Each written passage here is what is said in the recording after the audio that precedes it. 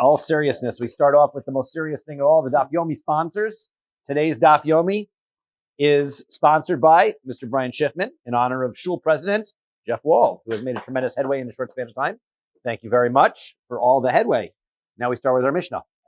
Mishnah goes, Lo kosav b'shchiv meira.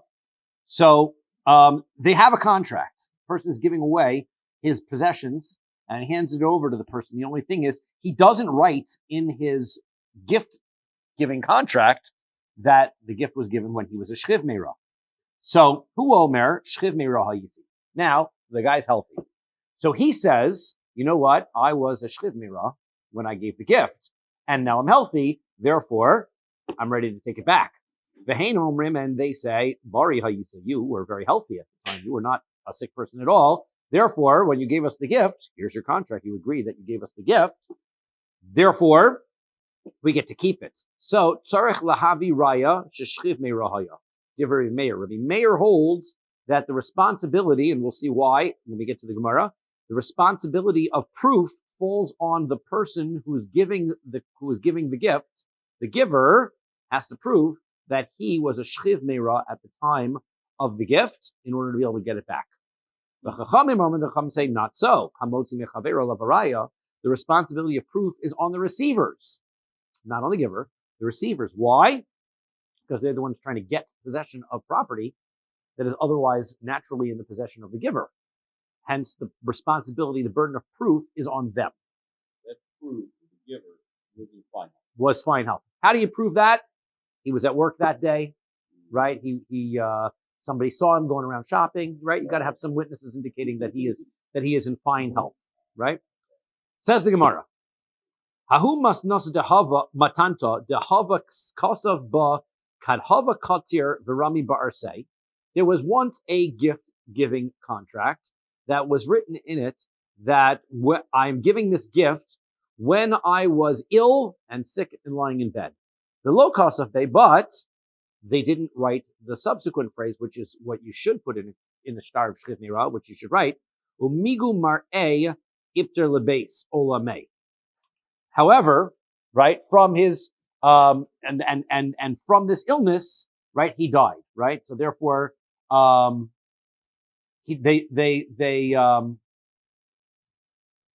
that part of the phrase was not written into the contract. Ideally, right, that by writing that into the contract, you make very clear, right? There's Aviv is here. So we make very, very clear that the contract is given by a shchiv meira with intention to be able to get it back, right? But he only writes half this phrase, and it says that he gave the gift when he was ill. Now, Amar Rabba. So now the question is like this: the guy died. Mm-hmm. So the possession now, because it's a shchiv meira gift, went and transferred over to the new owner, right, to the receiver. However, in the gift, it was not made clear that the gift was that the person died from this illness. It could be he was ill, he got better, and got sick again. Why does that make a difference? Because then the gift was canceled in between, right? So we've got again. We got a gift, right? We already jumped into the gifts and things, right? The gift is given. We wrote a contract. The contract says the gift is given because the guy is sick. So we know the contract's a shchiv meira case. No problem. What we don't, and we know the guy's dead right now. So therefore, the gift should be handed off. What we don't know is, did the guy get better in between? Right? He was sick on Monday. We know that he's dead the following Monday. But if he was healthy on Wednesday, then the gift is canceled. And he got sick by somebody else, right?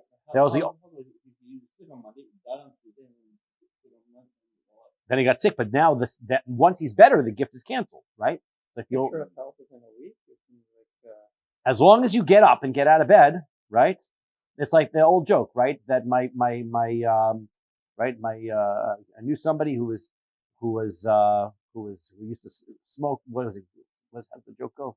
They smoke all his life and got hit by a bus, whatever, right? So who knows? Like the guy could have been like sick, right? Gets healthy again, gets up, walks outside, gets hit by a bus, right? Yeah. The two things are not necessarily related. You don't know that his sickness is related to his death, right? That's circumstantial evidence, as they say, right?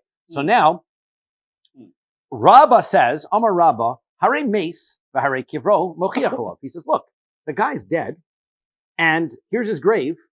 That proves that gives us the indication that the gift was given when he was sick and that he died from this illness.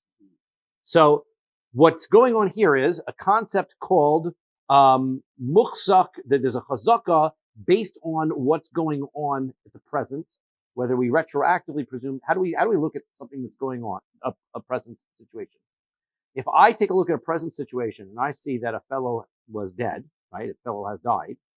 I presume that is his status, the status of him being ill goes all the way back, or is there no relationship? Now whatever I see now is not related in any way to what was in previous. Okay? So the fact that Rabbi is saying is, from the fact that I know he was sick, and I know that he's dead now, I can make a presumption that the chazaka is that this illness caused his death, because it can continue all the way through. Amar le Abaye. Abaye says, hey, wait a second. Hashta, he says, let's take a look at this case. Masfina sheruben la'abe. He goes, look, if you've got a ship that goes through a storm, most ships that go through storms, at least in those days, did not survive. Okay? That was a given. Now, if a ships that go through storms, most of them don't survive. And now a ship is lost at sea. You don't know whether the person lived or the person died. We are going to consider the fact that we don't know important. We're going to have the chazaka. We're going to presume that both it's possible that the ship sunk and it's possible that the ship did not sink. So therefore, it's not possible. But practically speaking, let's take, for example, if there was a person on board who was a Kohen and he's married to a woman who's not a Kohen, so if the Kohen is alive, so then she can eat truma. But if he's not alive, she can't eat truma. So she can't eat truma anymore. We're going to presume that it's possible that somebody died, right? Then on the other side of things, let's say you have a Bas Kohen. She's married to a regular Yisrael. Well, if he's alive, so then she can't eat truma. But if he died, she goes back to her father's house and can eat truma. So both of those two guys are on the ship together. So neither of their wives can eat truma. It's not possible that both of those things happened. They can't both be alive and both be dead. But, well, it's possible, but let's say we wouldn't presume that, right? If they sunk, we would presume them dead. If they didn't sink, it would presume them to be alive. But we're going to go according to both stringencies. Okay? We have to presume those two circumstances are possible. Hence, nobody can eat truma. Okay? Now, that's how we look at a circumstance where most ships don't make it. Okay? We even in a circumstance where most ships don't make it, we are going to presume there's a possibility that they made it and a possibility they didn't. Okay, that's how we look at that case. Cholin, now let's take a look at sick people. Sharov cholin l'chaim. Most people who get sick recover, right? Sickness usually isn't fatal, right? Most people who get sick recover. Deathbed sick, or they're Now, this is a question. What's deathbed sick, right? So you're right, deathbed sick. I would imagine in those days, right, the mortality rate was high. But nevertheless, right, if you got sick, right, it wasn't like now when I got sick, I take a couple of pills and I get back to work, right? Yeah. I could get sick and be in bed and be on the verge of dying for a few days and then the fever goes away, right? Could be. That'd be a big miracle. Well, that's the question. I'm not quite sure. I guess it seems like most times illnesses occurred, people were able to recover from them, right? Even then, right? So that's how they say, right? So cholin are most of the time they make it. So now, lo kol shekain, if that's the case, most sicknesses make it. So Abaye says to Rabbah, if the fellow is dead now, most illnesses don't result in death. How can you presume that the illness that he had 2 weeks ago is the cause of his death today? You have to look at his illness last week or a couple weeks ago. Well, we'll presume that they couldn't even diagnose cancer or whatever. It's probably harder to diagnose back then. But all they had was they know this guy was sick. If you ask, what are the chances that he's going to recover? The answer is better than 50%. So therefore, he's dead now. How do you look at that? You look at the fact that he was sick. Chances of his recovery were better than 50%. Therefore, we have to assume he recovered. And then he died from something else.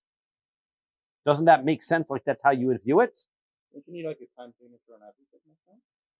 Like, okay, if you don't die within the day, I think that is sort of what we're saying. The Shchimmer, you have to know that he, 24 hours if before this is once you are, right, the question is, once you get up and walk around outside, that makes you a non-Shchimmer, right? Sometimes people before they die get a last burst of energy, right? That's common, right?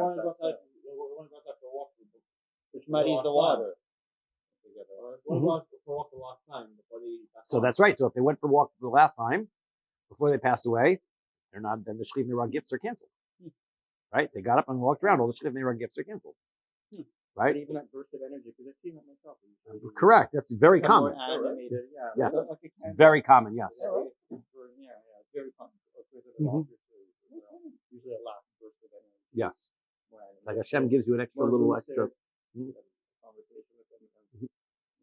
Like an opportunity to say goodbye and things. Yeah. Very common. Nevertheless, though, I don't know if they get up and walk around outside, right? That'll be extra. But this is his point. This is Abayi's point. Abayi's point is every illness you have to make the presumption that they got better from, unless you know that they didn't get better, right? That's a chazaka that we have about illness.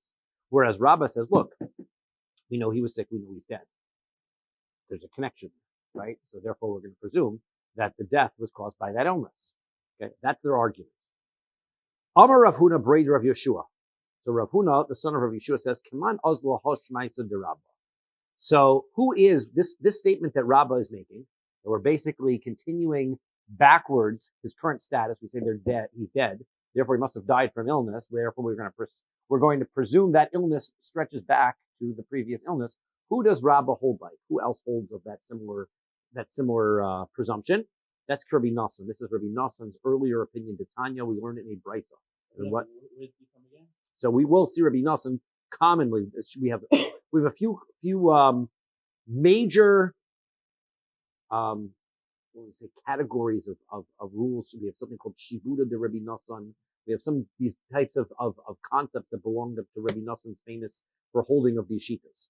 Rabbi Nosson holds this general practice. He says, "Mi motzi miyad mi."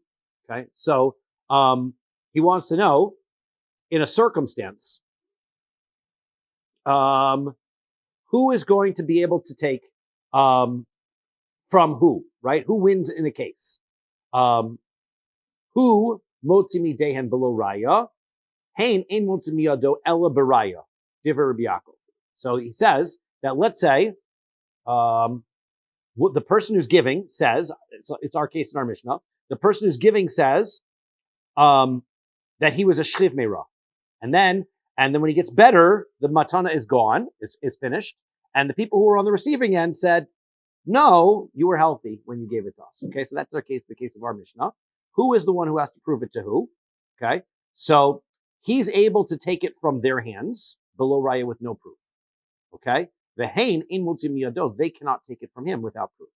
That sounds like the chachamim in our Mishnah. That is the opinion El Baraya. That's what Divrei Rabbi Yaakov. That's what Rabbi Yaakov says. Rabbi Yaakov says that you cannot that he is believed, right? That he was a shchiv meirah. Okay. Rabbi Nosson says, Im barihu, if he's healthy right now, right? Remember, he's in court.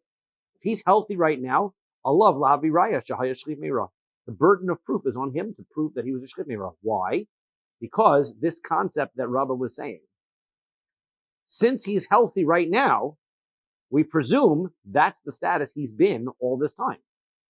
We are going to make a presumption based on if he's dead now, we're going to presume he was sick.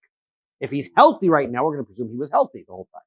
So we have no source for the information that he was a shchiv meirah other than him. So now he's standing here healthy. Well, if he can't prove that he was sick, his current health sort of testifies against us. It gives us what's called a chazaka, a presumption, right? A strong legal presumption that based on his health today, we presume that's the state that he's always been in. And unless he can prove that he was unhealthy, then he's the one who has the burden of responsibility. Im shchiv meirahu, if, however, let's say they're in court right now, and the guy is sick right now, well, then it goes the other way.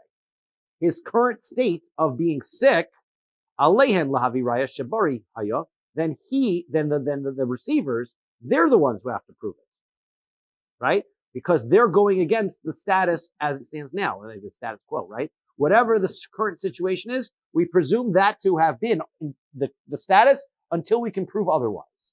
And that's what Rabbi Nosson says. Right? That's how good? All right, not so bad. Amar Rabbi Elazar, ulatuma kemachlokas. He says when it comes to tuma, right, then there's a similar argument in the same sort of a circumstance. Okay? That's based on this argument between Rabbi Nosson and Rabbi Yaakov, whether we go backwards or not. And he says like this, Ditznan, we learned in the Mishnah. Bika, biyamosachama. Let's say I have a valley. Now, the valleys that they had there was a group of fields, and then they would fence in the group of fields together. Okay? So they had like the valley people would plant their crops in, and then they had a fence around it in order to be able to protect it from bandits or people from wandering in. Okay? Biyamosachama, during the summer months, Rishos HaYachid L'Shabbos, it's, as far as Shabbos is concerned, it's a private dwelling area. Now, what does that mean? Private dwelling areas for Shabbos purposes, you can carry, you can walk around in it, carry your things around, no problem, right? If I take something and I throw it from the inside of the bikah out of it into a public area, I violated a Torah rule. It's a private domain. Why? What makes it a private domain? The fact that it has walls around it, right? It's got walls around it. It's private domain. Ureshus harabim l'tuma. However, as far as the laws of impurity are concerned, it has a law of a public domain. I'll talk about what the laws of impurity are, right? You can transfer, there are things that are in the Torah that the Torah calls impure, right? A dead body, a sheretz is a type of a crawling creature, right? Creepy crawly, right? So these things, the prime example is a dead body. That's the most significant type of tumah that we have, right? There are, generally speaking, to be tamei is not a big deal, right?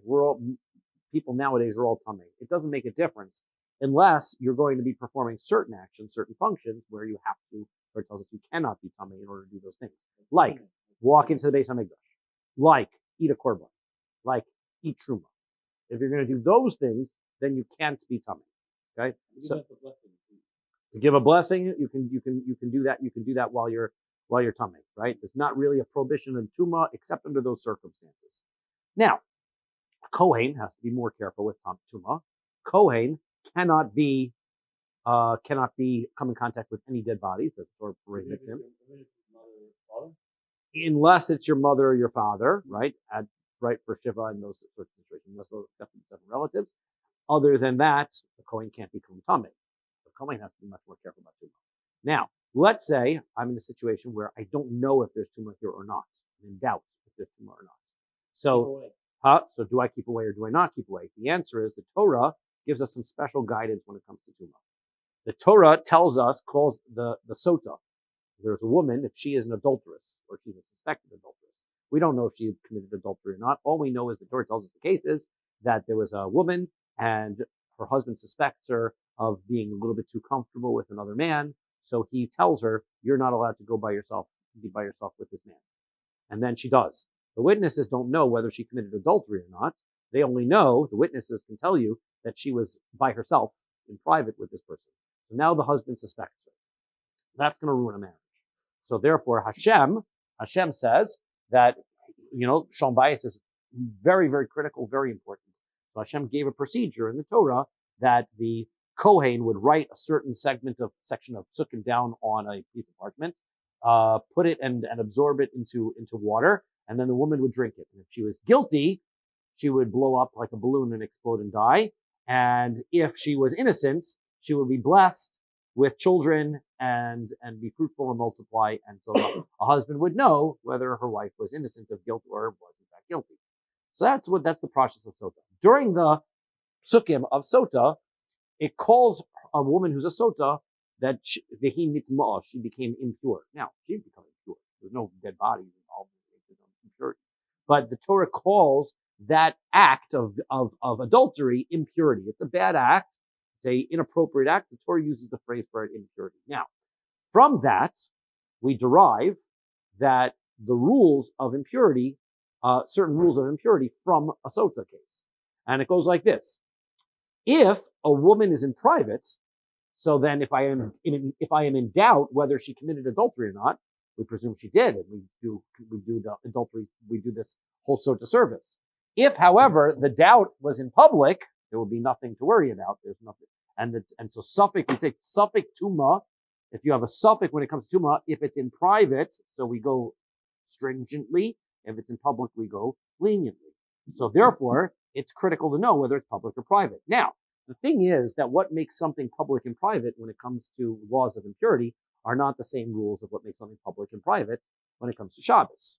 When it comes to Shabbos, private domain has walls around it. When it comes to Shabbos, a public domain requires a certain amount of population to be traveling through this area. When it comes to a public and private domain, when it comes to Tuma, all it has to do with is how visible this is. Are there people around or are there not people around? If there's no people around, that's a private domain. If there are people around, it's a public domain.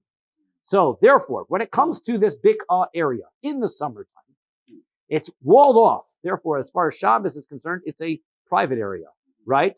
But Urushus Harabim with Tuma, but during the summertime, the field is dry, right? It's passable. People can walk past it and walk through it. Therefore, it's passable by people. It's considered a Urushus Harabim public place with regards to the laws of Tuma. Even though it's fenced off, I guess you can walk through or climb over the fences. Certain gates you can go through, right? It can be a Mosa Geshamim. During the winter months, though, Rishus Yachid Lakan Lakan. During the winter months, it's all muddy, impassable. Therefore, nobody goes through there. It's considered a private domain, both when it comes to Tuma and when it comes to Shabbos. Okay, that's our case. Amar Rava. So what happens is like this. Amar Rava. Rava says, Lo Shanu El Shalo.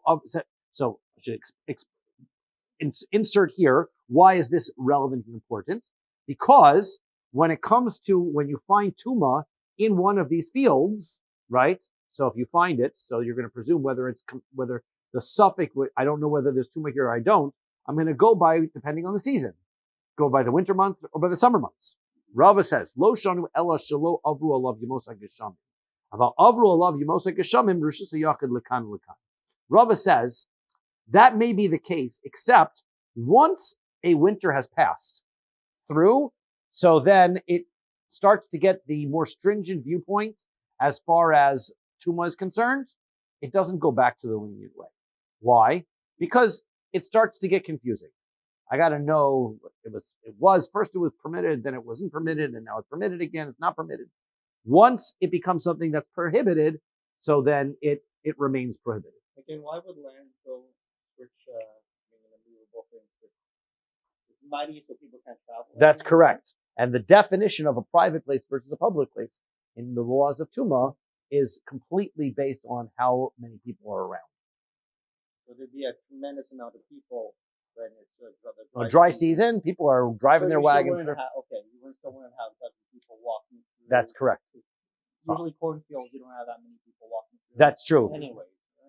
Right? And so I was when I was in Israel, I did not know this the way that feels when I was in yeshiva.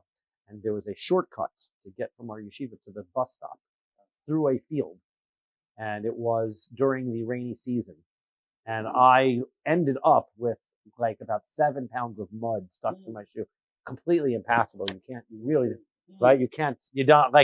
This Gemara is really very meaningful because I wore those shoes anyway. It's fine. I was in yeshiva. I can wear the shoes. Okay. So it could change status between, but it also depends on how many people travel through this portion of that. That's exactly what it depends on. Exactly. Okay. And right, we're going to go based on, and the point of this bringing this in is, if it's the winter now, we presume that any suffix Tuma that we find is in the status that it is today, retroactive, meaning if we find out about the suffix Tuma now, right? So then we presume that it was in this status the whole time, right? And that's Rabbi Nassan's point. Okay, now we're going to focus in our Mishnah on the other side of the opinion.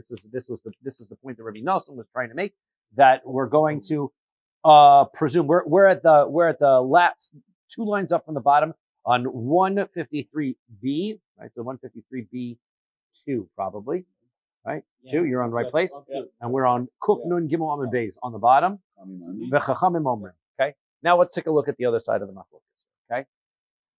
Again, Rabbi Meir, we have this Shchiv Meirah case. Rabbi Meir says the responsibility is on the giver to prove it. Why? Because the giver looks like he's a healthy person right now, and therefore we're going to presume that he's always been healthy. That's the way that Rabbi Meir looks at the Chachamim say. Responsibility is on the receivers because they're taking property from somebody. They are the ones that have to prove it. Okay? So now, Raya b'mai. What kind of a proof do they have to bring? What is it? What do they have to do in order to prove their case? So Rav Huna Amar Raya be'edim. So Rav Huna says the proof is going to be witnesses. Okay? So what are the witnesses going to do? The witnesses are going to say, you were healthy. That's what you need, right? Because they were the ones trying to win the case. In order to win the case, they have to prove you were healthy at that time. Therefore, this gift is irrevocable. Okay. Rav Chisda v'Rabba bar Rav Huna Amri. Rav Chisda and Rabba bar Rav Huna said, Amri Raya B'kiyam Ashtar. You know what? The way you can do this? All you have to do is prove that the contract is valid. Now here, this is where it gets a little technical. Okay. So, the contract says there's a gift. Now, if all I had was the contract, I would know exactly what to do. The receivers would win. Right. The problem that I have is that the giver is saying, yeah, but, right? It's the but is very important. Yeah, the contract was valid, but I was a shlichnik, right? So I've got a reason why, even though the contract is valid, the gift isn't, right? That's what's happening here. Now, if, says Rav Chisda and Rabbi bar Rav Huna, if I can prove that the contract is valid, the fact that you start to claim that you were a shchiv meirah, how is your individual claim better than a contract? A contract has higher order of priority of believability, right? It's got 2 witnesses on it. The contract says there was a gift. You're going to say, yeah, but no, it's not a gift. Well, who gives you the right Your to? opinion's not valid. That's what gives you the right to contradict the contract, right? Right. If you give me a contract that says I owe you $1,000, I say, yeah, but I paid. So that's very nice, but I've got to prove my point. I can't just say that, right? You've got a contract. Okay. So that's how contracts work. Contracts cannot be just simply refuted by me saying, yeah, I agree with the contract, but here's a reason why not to follow it. So this is our argument. Okay. One says, no, I need witnesses. One says, all I got to do is certify that contract. Certifying a contract is not so difficult compared to finding new witnesses, right? All I got to do is find either the 2 witnesses who signed the contract so they can testify, yeah, we signed this contract, or I can find 2 people who know those witnesses' signatures and say, yes, those are 2 correct signatures, or I can find other contracts where these people signed the document and compare the signatures and prove that that's their signatures. So there are lots of ways that I can prove this contract to be valid. Okay, so now let's get some explanation. Rav Huna Amar Raya be'edim kamifligi. So Rav Huna says Raya be'edim kamifligi. The argument is on being able to need witnesses' testimony, and it's beplugta Rabbi Yaakov Rabbi Nosson. The argument is the argument that we were discussing on the last page. The argument between Rabbi Meir and the Chachamim is this argument of Rabbi Yaakov and Rabbi Nosson. Whether the current status, the fact that this fellow right now is healthy, is that an indication that his gift was given when he was healthy or not, right? Rabbi Meir, Rabbi Nosson. Rabbi says, he's like Rabbi Nosson, right? You're the one who's healthy right now. You're the one making a claim that the gift, you're the one who has to prove that you were unhealthy, right? So the responsibility, the proof is on the person who's the giver. That's what Rabbi Meir said.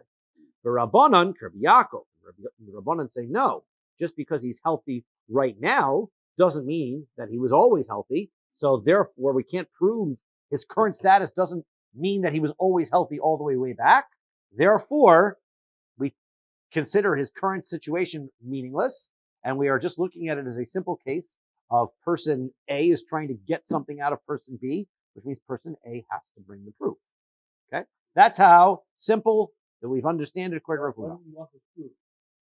If he lost his proof, he's in trouble, right? How do you do a shavua? Like we do it when it comes to a lost object. There's two people who make a shavua that they both claim it's theirs. In this case, he's saying I was sick. Why do we need? You know what I mean? Wouldn't that up his claim? If he takes a shavua, or it's because we try to avoid shavua? It's not just an avoidance. A shavua, we only have cases where a person swears and takes, not a person where a person swears and does not take. Therefore, the oath wouldn't be the giver who would take the oath; it would be the person who's trying to take it. And having just an oath, that's not going to be enough to take something from somebody who has possession over it. You need two witnesses. We'll see that there are circumstances where oaths come in, right?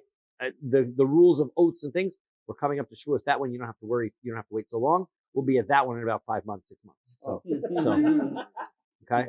So if you want to wait for oaths, that's coming up. So I feel like I could say, hang on. It's a good question, but yeah. Okay. Rav Chisda and Rabbi Bar Rav Huna Amri. Rav Chisda and Rabbi Bar Rav Huna say that's not how you understand what's going on in our Mishnah.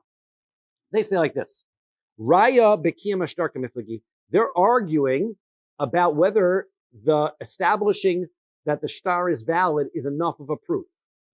How so? So, in a circumstance, b'mod b'shtar shekosbu tzarich l'kaimo. In a circumstance where the giver is admitting the contract is valid, okay, he's admitting the contract is valid, right? So, but he's saying but. So the question is like this. There are two ways to look at when somebody says the contract is valid. Person number one says, hey, I've got a contract. You owe me money. The second person says, yes, I owe you the money, but ... On the one hand, we can look at it like this. Once you've said the contract is valid, yeah, we stop right there. You've just validated the contract. Anything that you continue to say, but, is irrelevant. You've now validated this contract. Therefore, the taker is holding a valid contract. So now you're just one person telling me the contract isn't valid. You have no right to invalidate a contract. That's one way to look at it. That's the circumstance that says that when somebody admits to a contract, you don't need to establish it as being independently valid. We learned that a shivnera is able to, like we said, a shtar for a shivnera. Yeah. Was only to strengthen shivnera. So therefore, him saying, but it is during the time I'm sick, that would be valid. Yeah, except for the fact that the other person has a claim saying, but I've got a contract. And all the contract says is that you gave me a gift. So now the person says, yeah, I gave you a gift, but I was a shivnera. That's very nice. But how, right? This is not like that circumstances where the person who was the giver was trying to make it stronger. Right. Now, the person is trying to get it back. Right. But now he's got the shtar. He's got the shtar. He doesn't have to give it back. Once you've said, yes, it's a valid contract, according to one view, that's the end of the deal. You can't now start talking against it. Or look, we have something called pesha osir, pesha hitir. Looks like this. I have to look at your claim. Either I believe you or I don't believe you. I can't believe you and not believe you. You're making a claim. You're saying the contract's valid, but I was a shivnera. If I don't believe you, then you never said the contract's valid. If I do believe you, then you're right, the contract's valid, but I have to believe the shivnera part also. What do I need to do in order to be able to collect on this contract? I need independent confirmation. I need proof. If I can prove that this contract is real and this contract is valid, then I don't need to believe you. Right? Your testimony about the contract becomes irrelevant. Therefore, I can collect from my shtar. Okay? So this argument, and we're going to see how it applies to our Mishnah, our argument in our Mishnah depends on whether somebody who says, I admit that contract is valid, but ... whether you need independent confirmation in order to collect on the contract, or was his verification of the fact that the shtar is valid enough, and we ignore whatever thing he said afterwards. Rabbi Meir stavar. Rabbi Meir holds, Moda b'shtar shekosvu eino tzorich l'kaimo. If the person admits to the contract, You don't have to certify it independently. This is what Rabbi Meir says. Person number one says, I have a contract. You owe me that property. Person number two says, yes, but I was a shchiv meirah. Says Rabbi Meir, prove you were a shchiv meirah. Your extra statement, but ... means nothing unless you can prove it. Once you said, yes, the contract's valid, your case is over. You've lost. Unless you can prove. You can bring two witnesses that you were a shchiv meirah. Wonderful. Then that could be effective. Why does one of your witnesses put your witness? Then it's invalid, right? Kosher witnesses are a prerequisite, right? Everybody's got to be kosher. Okay? V'rabbanan savri, but on the other side of the argument is the rabbis. They hold, mode bishtar shekosvu tzarech lekaimo. They said that even if the person admits to the contract, it still needs to be independently verified. Therefore, right, when what the Mishnah is saying is, one person says, I've got a contract. And the giver says, yeah, but the contract says that the contract was given when I was a shchiv meirah. Well, now either I believe him or I don't believe him. If I believe him, so then he was a shchiv meirah, the contract's not valid. If I don't believe him, then the contract's not valid. So either way, the contract's not valid. So therefore, what is the responsibility of the person who's trying to get the gift to have to do? He has to establish the contract independently. He has to independently verify the contract. Okay? Or that the other guy's not a shchiv meirah. But you're saying that because if you can, right? Is that, well? I understand what you're saying. If he proves the other guy was healthy and that the guy is lying, that right. But would that be sufficient? That we automatically believe him that he can't say two statement on one. Probably you're right. I would say that makes good sense. The Gemara does not offer that as a, but that does make sense to me, right? If the person were to say, yeah, the contract is valid, but I was a healthy person and I can bring witnesses to the fact that that you were not healthy. I think the reason the Gemara doesn't bring that, even though you're right, I think that's true, that's the other way you can go, is that it is easier to establish the contract than it is to bring witnesses. Therefore, what we're saying is you can even establish the contract. Witnesses don't need to be brought into the game. That only Rav Huna held that you have to bring witnesses into the game, right? That's because he held the argument was between Rabbi Yaakov and Rabbi Nasa. That's correct. That's all you got to do. Got to verify your signatures. That's all you got to do. It's all in the contract. Yes. Well, if you can trick somebody with forgery, that's just dishonest and that's lying and it's against the Aseret Dibros. But other than that, but that was never disputed. Everybody agrees that comes the receiver and the giver both agree this is a true contract. There's no one who's disputing that. That is right. And the answer is that we have to verify the contract. That's what's so. That is correct. Why?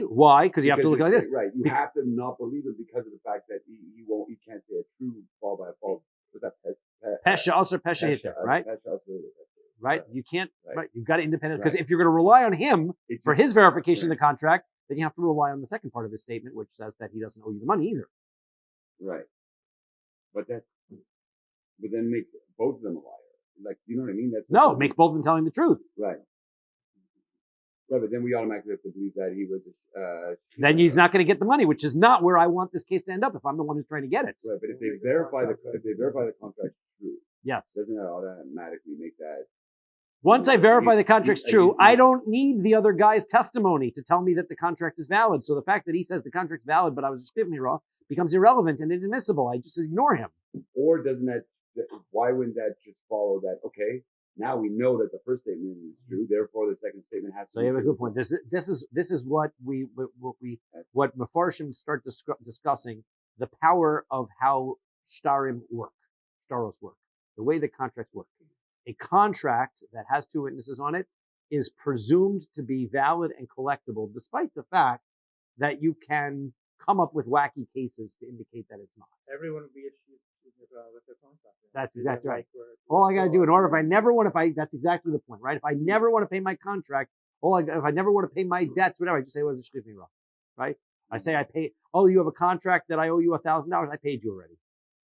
Okay, that's nice, but prove it. You have to prove it. That's the halacha. You want to make a claim against the contract. The burden of proof is on the person making the claim against the contract. But in order to make a claim against the contract, you need a contract first. So therefore, prove the contract's right. Then the burden of proof shifts back to the giver to prove that his exception is true. When you're giving a gift and there's a contract, That- Then he has to bring Not- Adam to not show so the simple, contract. By the way, you think not, but I'm going to tell you that at Eitz Chaim, right, somebody gives a very large gift for somebody wants to give me $1 million and they're going to pay me over 5 years. We often send to them saying, please sign this agreement. Why? Because there have been circumstances where somebody dies 2 years into the pledge and the kids know nothing about the pledge. And I'm coming along going, you still owe me money for the pledge. And the kid's like, we don't know anything about this. What are you talking about? Well, no, usually if you've got a contract, I can continue to collect, right? So then if the burden of proof is on the giver because of that. Okay? That Now, makes sense. Yeah. now here's the issue. That's all makes good sense. But if ligube chadazimna, we don't usually like to repeat arguments in the Mishnah. There's no reason to write something twice when you can write it once. So therefore, the Tanya, we have a brisa. It says like this. Ein ne'emanim leposlo, divrei Rabbi Meir. V'chachamim omrim ne'emanim. The circumstances like this,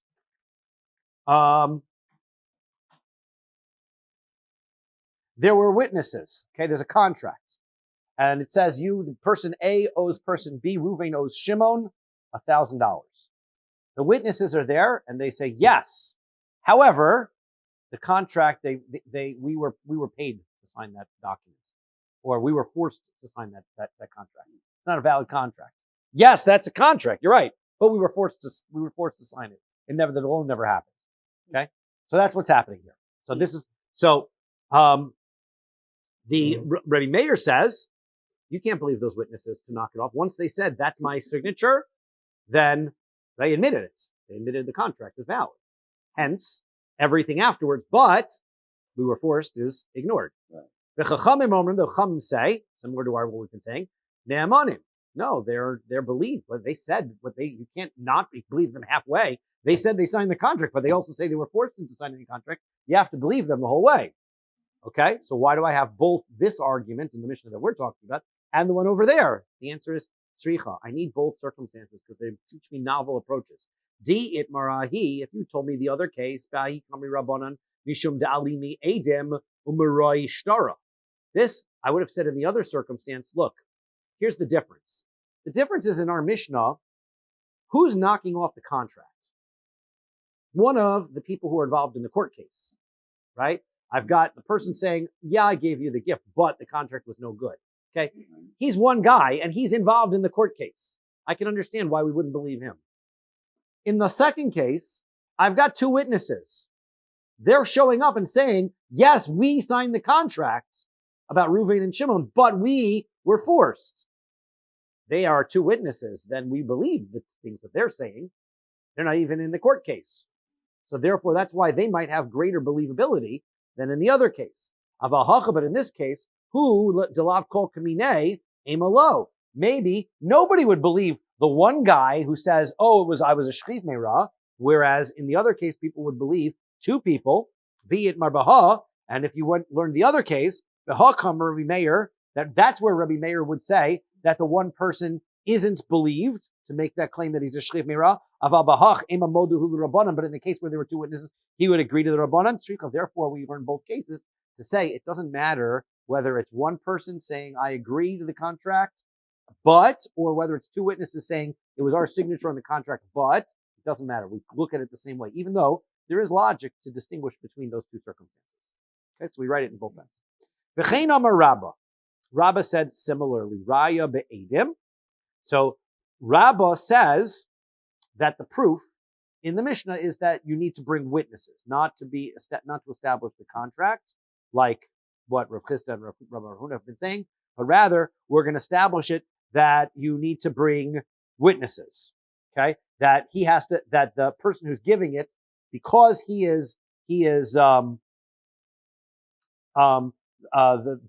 person who's on the receiving end have to bring witnesses that you were in fact healthy. Okay, Amar le Abaye. Abaye says, "My taima." What is the rationale why it has to be witnesses? Maybe you will say, "Mi dekuluhu ksiv behu kadhava mahalech al raglohi b'shuka." Maybe it's because look, the contract itself proves the circumstance a little bit, right? The contract doesn't say that, when you gave me this, I'm giving you this present while I was healthy and walking around in the marketplace. Contract doesn't say that. So therefore, most contracts do. Usually there's something in the clause that says, I of being of sound body and mind, right? That's right. So basically every contract has that clause. This contract doesn't have that clause. Hence, there's something suspicious and weird about this contract. Therefore, the burden of proof must be that you need to bring witnesses to prove that he was in fact healthy. So therefore, we can presume, based on the fact that the contract didn't have one of those being of sound mind and body clauses, we can presume that he was a shliv meira. Adrab, I'll tell you it's the exact reverse. Midikulu ksivahu kad kotzir v'rami bar say, most contracts of a shliv meira say, I am a shliv meira, and that's my chemical, right? V'halok sivba, and this one doesn't say that. Shmamina boriyavi, I would make a presumption that the guy was perfectly healthy. So ikalamemar hachi, vikalamemar hachi. So therefore, since I could say either way, what are we going to do? How are you going to look at the contract? The answer is, oki mamona becheskas marei. The contract can't bring any proof from it, which means everything is going to sit where it was, because you need to prove something to take money away. Possession is 9/10 of the law, after all, right? So therefore, if the contract isn't provable one way or the other way, then the money is going to stay where it is. Therefore, the only way to get the money out of the person who's the giver is with witnesses. You got to prove with witnesses that you were healthy. Ubeplugta de Rabbi Yochanan. Okay, this is also dependent on an earlier argument with Rabbi Yochanan. Dependent on an earlier argument. The Rabbi Yochanan says, Raya be'edim. Rabbi Yochanan says that he learns the Mishnah the way we just did, which says that you need to bring a witness, you need to bring witnesses in order to get that money out of the giver. Rabbi Shimon Lakish Raya be'kiyam mashtar. Rish Lakish says, all you got to do is prove that contract is valid. Once you do that, you can be able to collect that money. Right, the person who's right at Edom means who's bringing the Edom? The receiver. The receiver brings the Edom. Correct. To prove that the star was written when he was healthy. Right. And then the other one says it's Raya. The shtar, because we're going to say that all you need to do is establish that this shtar is valid, because the shtar says that you're supposed to get a gift. But isn't that the same thing? You need how you validating the shtar by getting the Edom to prove that it is. No, you're actually bringing witnesses, not that the contract is valid. You're bringing witnesses that the person was healthy when he wrote the contract. Oh, you're actually attacking his real claim. Right. Okay. Fine. That's what the Edom. Yep. Okay. Fine. Okay. So Esvei Rabbi Yochanan and Rabbi Shimon Lakish. Rabbi Yochanan asks Rabbi Shimon ben Lakish the following question: Ma'aseh b'Bnei Brak. There was a story happened in Bnei Brak, which the Rashbam tells us is the name of a place, right? Which we knew, right? There was a story of a fellow who sold his father's possessions. Okay, father died, kid inherited it, the fellow inherited it, and he sold it.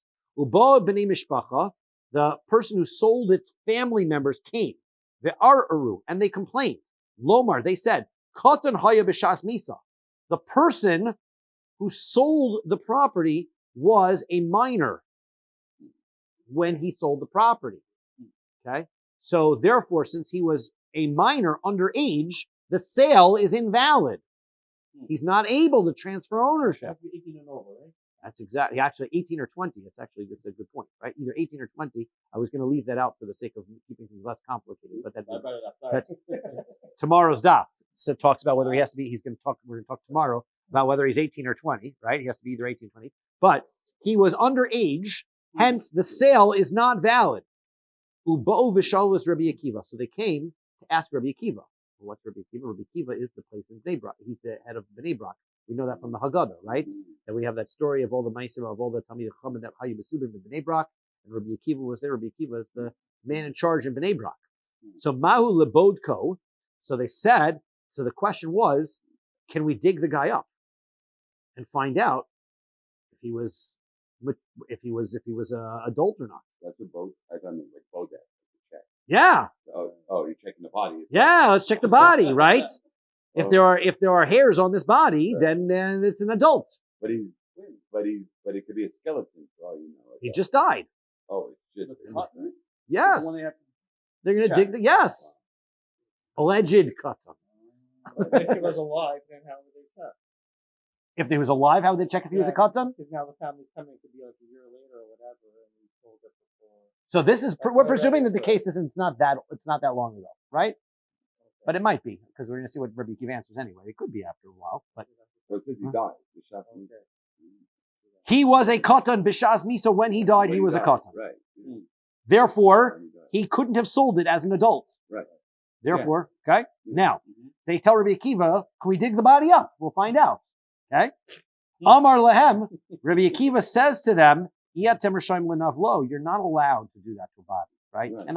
You cannot disgrace a body. It's not permissible. You cannot do that. Okay. The ode, and second of all, even if you would, simonim asuyim lishtonos liachar misa. The body physically changes after death, so it's not going to really prove anything. Even if you dig the body up, it wouldn't really prove it either way anyway. Now, this is Rabbi Yochanan's point. Bishlama l'didi. According to me, my rationale, damina raya be'edim, I say that you need to have proof with witnesses. So therefore, what's going on here? Kaven de amar lilekuchos aisu edim. So what happened was the purchasers wanted to get the property. So therefore, they went to Rabbi Akiva and said, "We want the property that we bought," and the family wasn't giving it up. So therefore, they were told, "Bring witnesses that he was an adult." They couldn't find any witnesses. V'lo ashkichu. They couldn't find any witnesses that he was an adult. So therefore, that's how the story makes sense, that they then said to Rabbi Akiva, "Mahu lebodko, can we dig him up? We can't find witnesses, but we can look at the body and find out if he was an adult." Ella, so that's the story. That's what Rabbi Yochanan says. The story makes good sense according to me. Ella lididach, but according to Reish Lakish, he says, according to you, damart raya b'kiyum ashtar, the proof would be the establishment of a contract. Lama lu lebodko. Why would they have dug him up? They would have come and said, "We want the property," right? "We want the property." The family's not giving it up. They would have been told, "Find witnesses." They wouldn't have been able to find witnesses. So what do? Certify the contract. Once you certify the contract, the family's not disagreeing the contract exists. The family's saying, "Yeah, the contract's a contract, but he was a minor."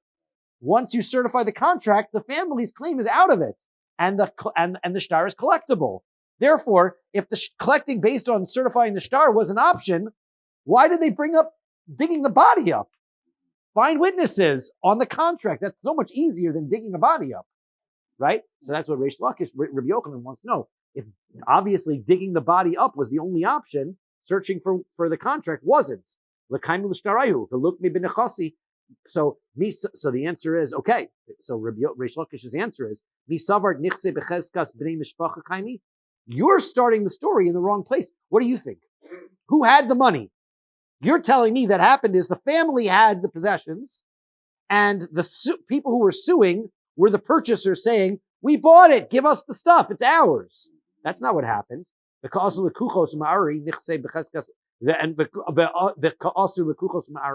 you're telling me that the purchasers were the ones who brought the case? That's not what happened.